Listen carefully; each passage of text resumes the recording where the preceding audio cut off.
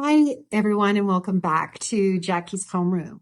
Today, I want to talk about a subject I've been talking about with some students who have moved abroad to live in another country or to work in another country or to study in another country. For some reason, we've been talking a lot, different students and I, about loneliness and what it's like to experience loneliness when moving out of your comfort zone to another city, to another country. It's something that can be very exciting, but at the same time, very frightening. And there's so many opportunities to be taken when you move abroad, but also we experience moments of tremendous loneliness, especially if we don't have the language or we don't feel comfortable in the language, especially if it's a new city where we don't know people, we feel a little bit out of place. So today we're going to talk about that. And I'm going to introduce some expressions, some idioms, and some vocabulary, of course, as I usually do when talking about different subjects. Oftentimes when we are in a new place, we've moved out of our comfort zone. We've decided, I'm going to do this. And then you're there and you're in your room or out on the street and you don't know anybody, you're not talking to anybody or very few people. And it's an awkward sensation. It's like you feel like the most loneliest person in the world. And it's like such a good opportunity at the same time to discover a whole new version of yourself. So this is that part that we don't often talk about when we are exploring this new life in another place. I've done it myself. I've moved abroad several times. I've found myself in new cities without knowing anybody, sometimes in a new language. And there were 2 or 3 times where it was such a powerful sense of loneliness that I cried. I ended up crying. And now I look back at that and go, it was kind of like the foundation of starting a new life. After a few times of doing this, I found that it usually took about a year to kind of establish some roots in the new place. And so we don't usually talk about this part, do we, when we're moving abroad or when we're living abroad? We may feel we don't know who to share it with. Fortunately, nowadays we have the internet and we can talk with our family a lot more than in my time, but it's still hard. It's still hard. You may wake up one day and say, what have I done? Why did I do this to myself? Why did I bring myself here when I could stay home and spend time with my family or be comfortable in my own bed? Why did I push myself here to come to a new country, to a new city, to a new culture? You may ask questions like, am I in the wrong place? Why does everybody else seem happy? I don't. Or has everybody forgotten me at home? It almost seems like the end of the world sometimes. But sometimes our emotions get away from us or we may be exaggerating reality. When I look back, I almost observe myself and I go, how did I even think that? Because afterwards, my life was wonderful. It was just that moment where I felt lonely. That's all it was. I felt very lonely. We need to remember that a feeling is not necessarily a fact. It's not necessarily a full reality. So you may feel loneliness, but that doesn't mean you're always going to be friendless or that you're always going to be alone. You may feel alone in the world, but that doesn't mean you are.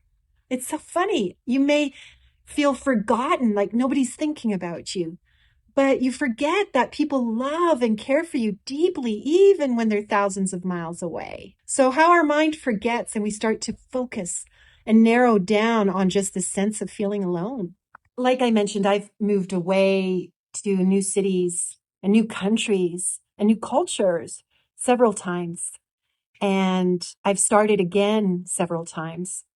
And there's one thing that I've learned, in that home, which is where the heart is, home doesn't necessarily appear overnight sometimes. And like I said before, it takes about a year to kind of set some roots, before you know which bakery is your favorite bakery, or what park you like to visit, or you join a group and you start meeting people. Maybe you find your favorite park bench and that becomes special for you, or you start learning the shortcuts, or you start to make the city your own city. What once was foreign is now yours.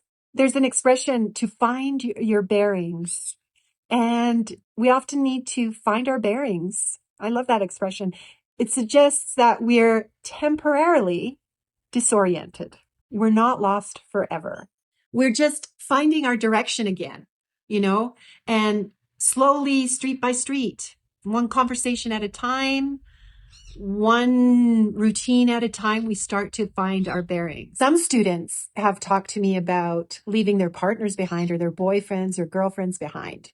That makes the distance a lot harder if you're in a long distance relationship. And sometimes that your experience will feel so much harder because you can't share like ordinary moments, and you miss birthdays or you miss weekend breakfasts and just long hugs and kisses. Technology helps, but it's not the same thing. It's not the same thing as sitting beside the people you love.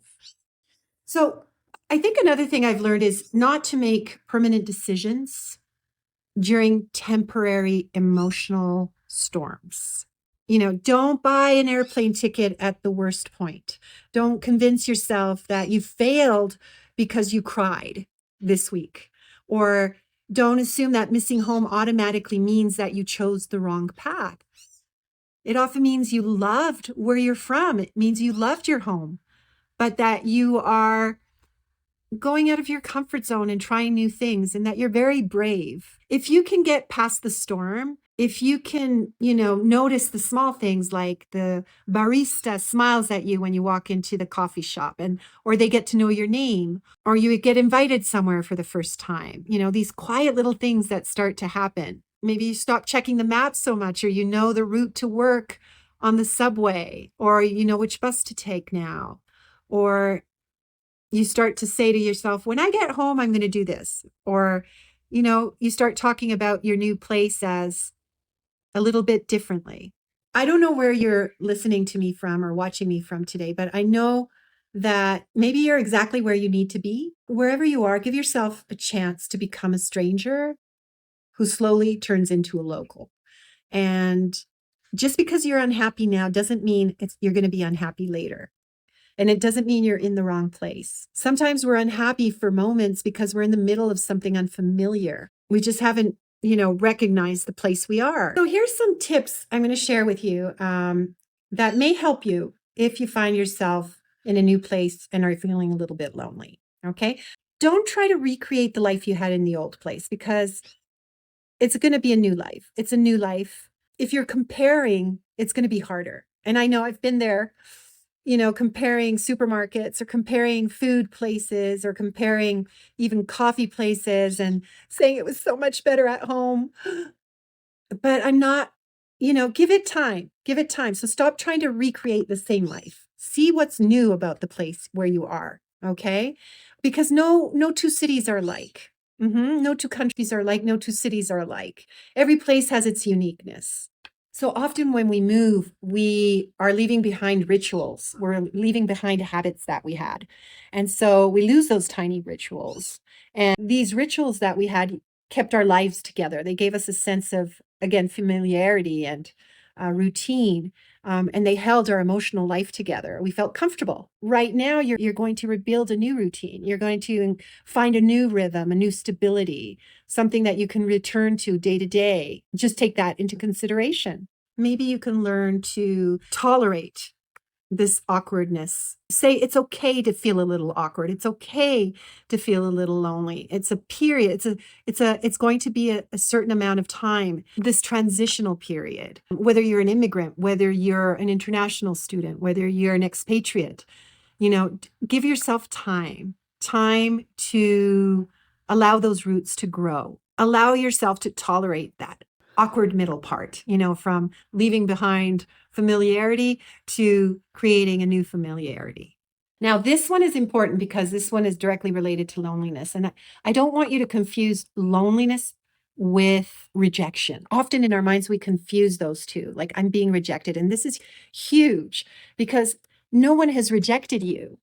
No one has rejected you. No one is thinking they dislike you. Nobody has done anything wrong. You haven't done anything wrong. They haven't done anything wrong. And you don't have to be more interesting. You're simply disconnected for a moment. You're in a new place, you're disconnected, and you're going to go through a process of connection. So it's a much kinder way to look at it, as if instead of I'm feeling rejected.